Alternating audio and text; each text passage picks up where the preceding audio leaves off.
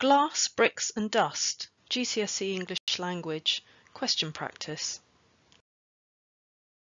Lesson objectives. All learners will hear and read an extract from Glass, Bricks and Dust. All learners will pick out quotations to answer questions 4 and 2 on AQA Specimen Paper 3. All learners will answer questions 4 and 2, and some learners may wish to complete questions 3 and 5, which are also included here.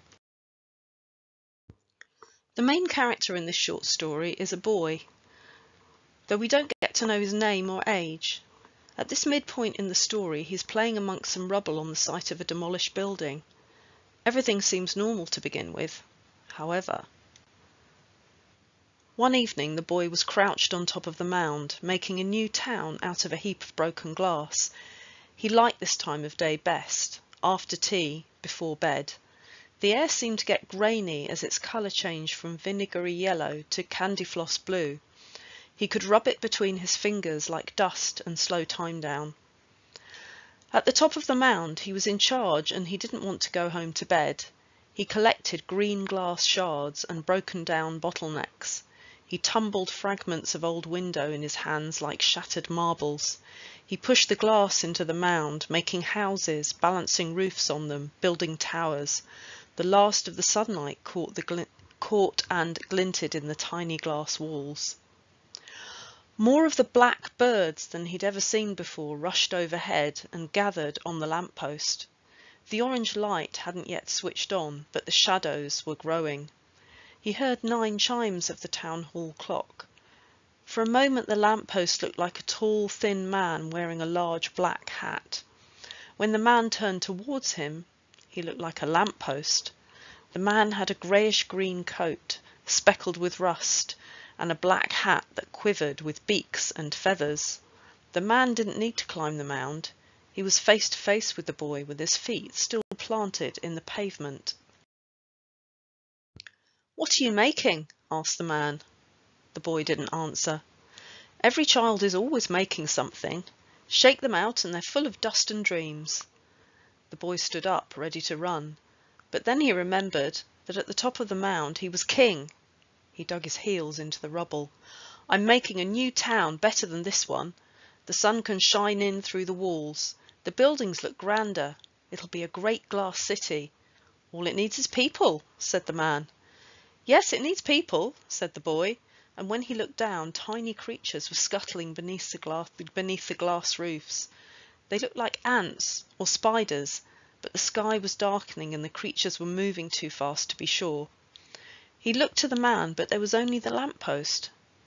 And as its orange light snapped on, the birds launched into the sky. The boy plunged down the mound and ran, hoping he wouldn't get told off for being late home. Before he reached the end of the street, he knew something was wrong. The world was too quiet.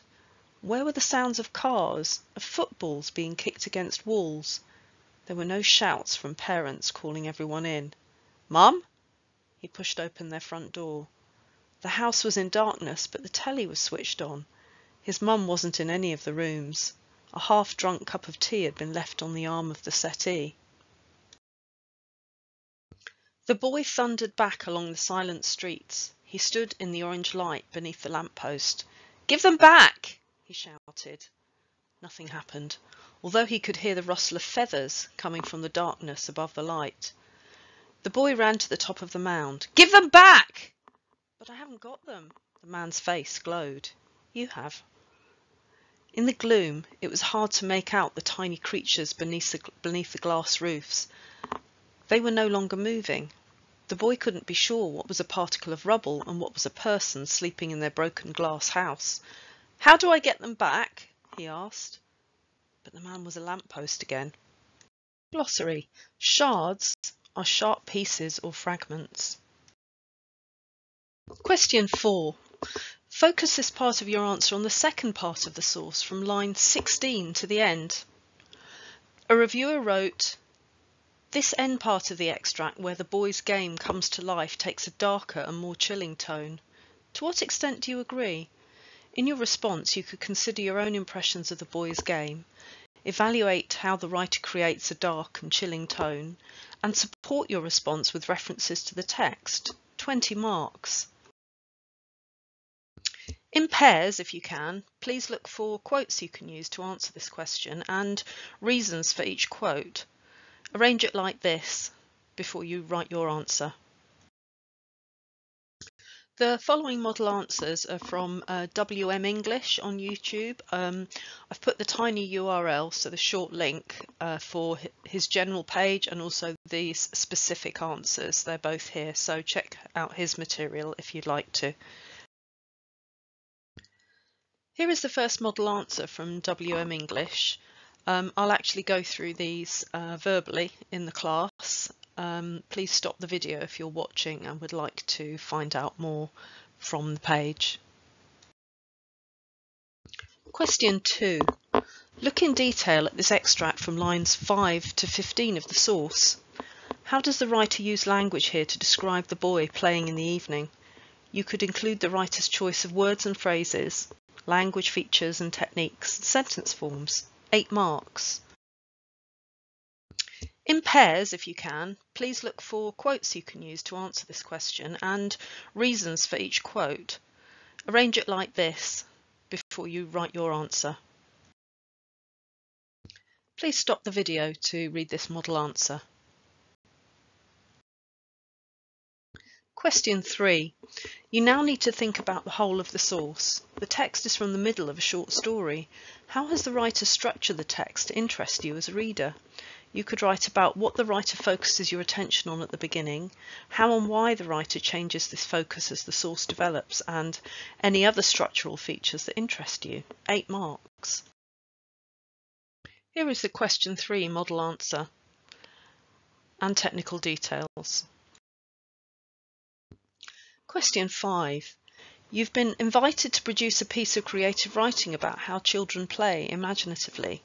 Either write a story set on a dark night as suggested by this picture, or write a story about a game that goes badly wrong. 24 marks for content and organisation, 16 marks for technical accuracy, 40 marks.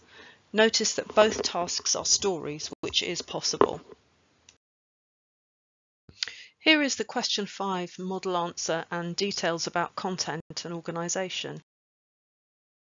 Here is the question 5 model answer and details about technical accuracy.